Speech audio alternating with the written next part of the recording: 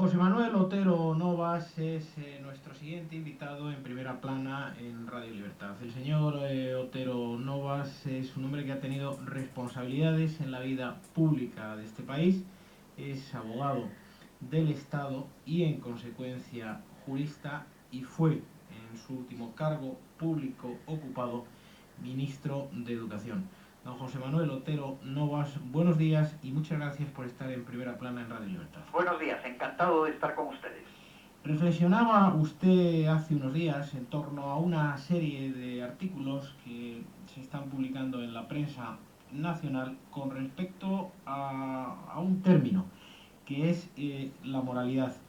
No es fácil reflexionar en un momento en el que socialmente estamos continuamente bombardeados con noticias de corrupción, ¿no?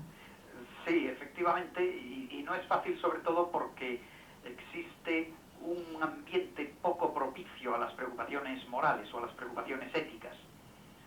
Estamos en una etapa de vacío de valores.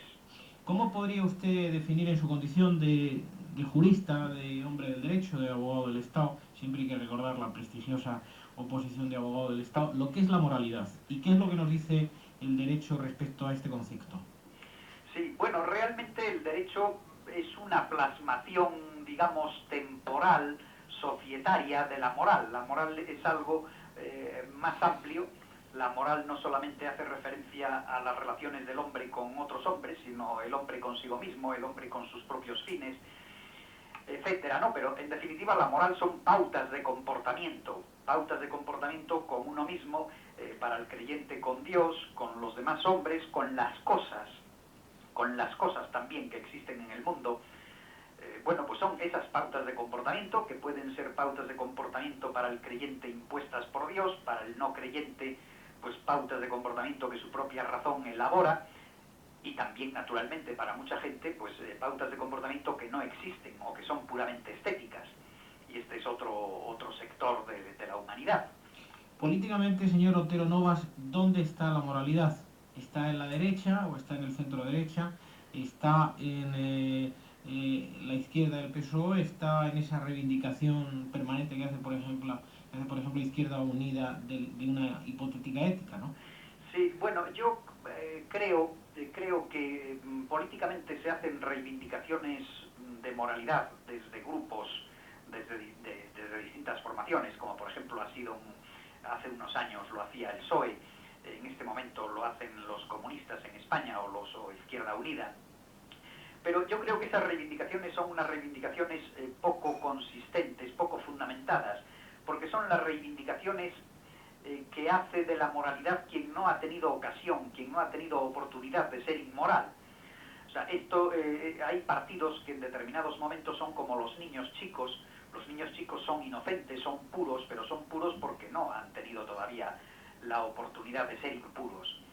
Entonces, estas protestas de moralidad que hacía el PSOE pues hace 15 años, y cuando todavía nos hablaba de los 100 años de honradez, o que nos hacen ahora comunistas españoles, pues yo creo que no son serias. Yo creo que hay que ir a un análisis bastante más profundo. Y en el análisis más profundo yo llego a la conclusión de que a pesar de que la derecha tiene más relación con las religiones y por consiguiente tiene algún motivo más para tener una moral más exigente, sin embargo, analizándolo con detenimiento, yo llego a la conclusión de que no se puede establecer ninguna superioridad ni inferioridad, por principio, de ninguna fuerza política en cuanto a la moral. Yo creo que todos los ciudadanos más o menos tenemos las mismas tendencias a la moral y a lo inmoral, estemos en el partido que estemos. En cambio, yo veo diferencias en cuanto a la moral, no por razón de la moralidad o inmoralidad intrínseca de cada persona o de cada partido, sino por razón de los programas. Hay programas que favorecen más la moral pública, y hay programas que la favorecen menos. Y entonces, de ahí doy un paso más y digo, los programas de izquierda, en cuanto que buscan la concentración del poder político, en cuanto que buscan que el Estado domine más a la sociedad, naturalmente con muy grandes ilusiones y con el deseo de hacer feliz a la gente, etcétera, pero en fin, pero que buscan la concentración del poder, buscan el dominio de la sociedad, buscan la mayor libertad para los gobernantes, la mayor capacidad para hacer actos discrecionales, actos libres, actos no controlables. Pues naturalmente esa política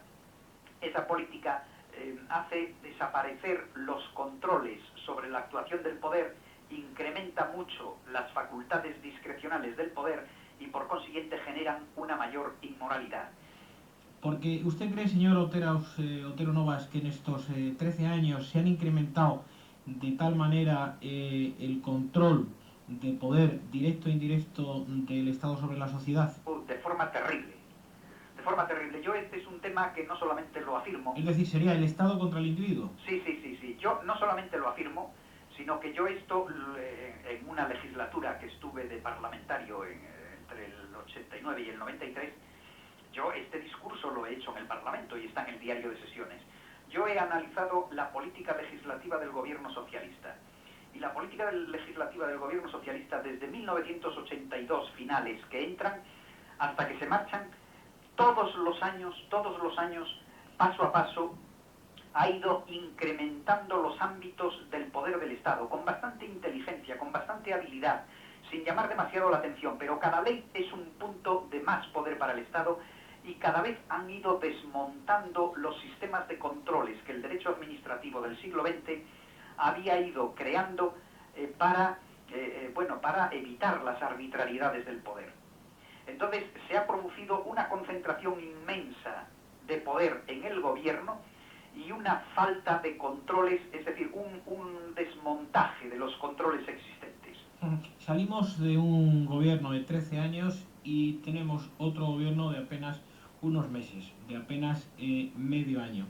En principio parece que la gente, que el ciudadano quería que de alguna manera se limpiase la corrupción que había inundado este país. ¿Usted cree que si el actual Ejecutivo, que es muy joven, no tiene voluntad política de limpiar de corrupción este país, pueden acabar cosechando la misma corrupción que se cosechó en la etapa anterior?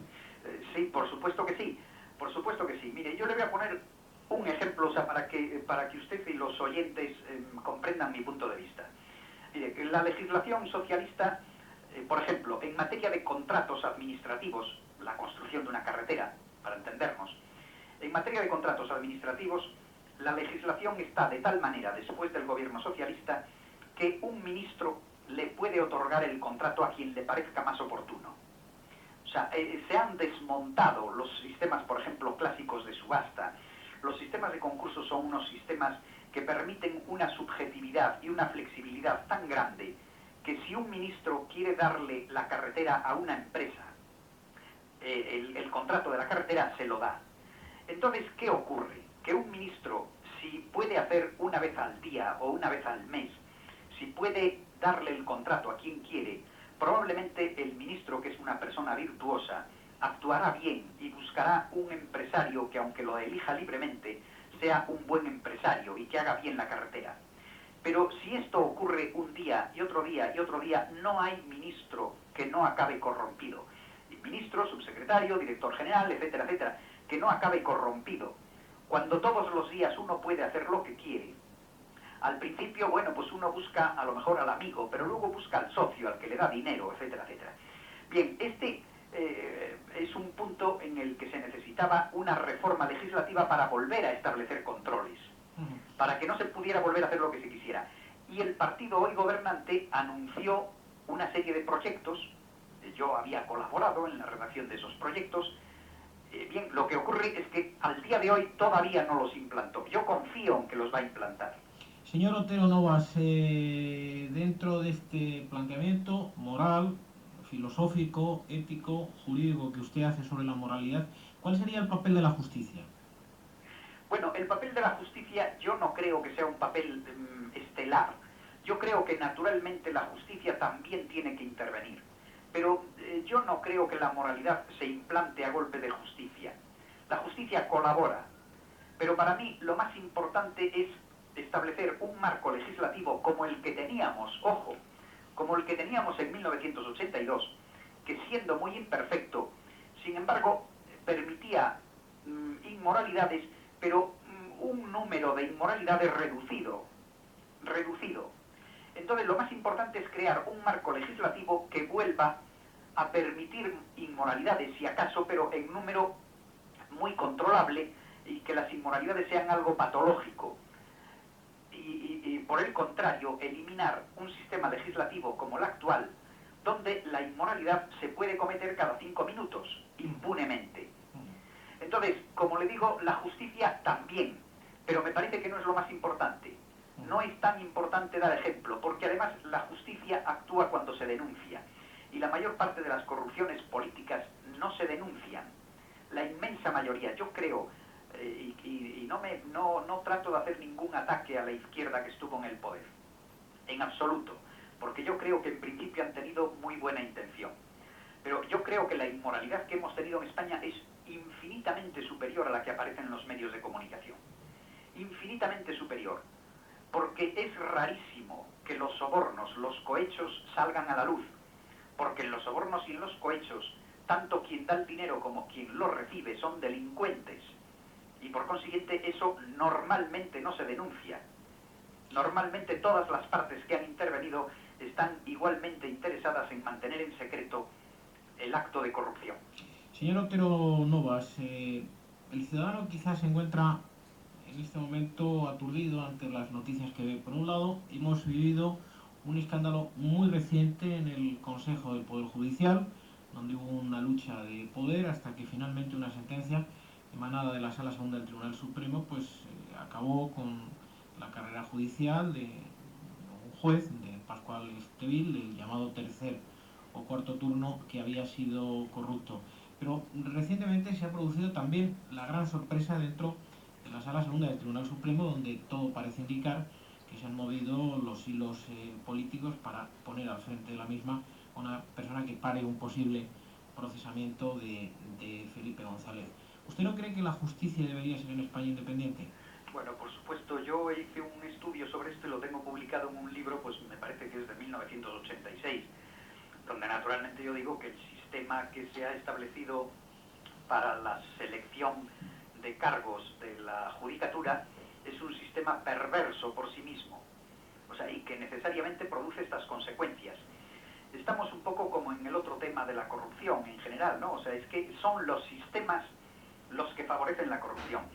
¿Cómo no se va a politizar el Consejo General del Poder Judicial con el sistema de selección que hoy existe? Es inevitable.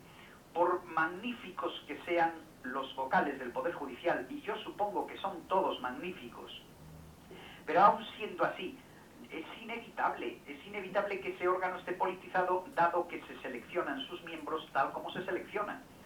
O sea que en definitiva son las mayorías políticas las que deciden quién va y quién no va. Señor Otero Novas, se ha producido una sentencia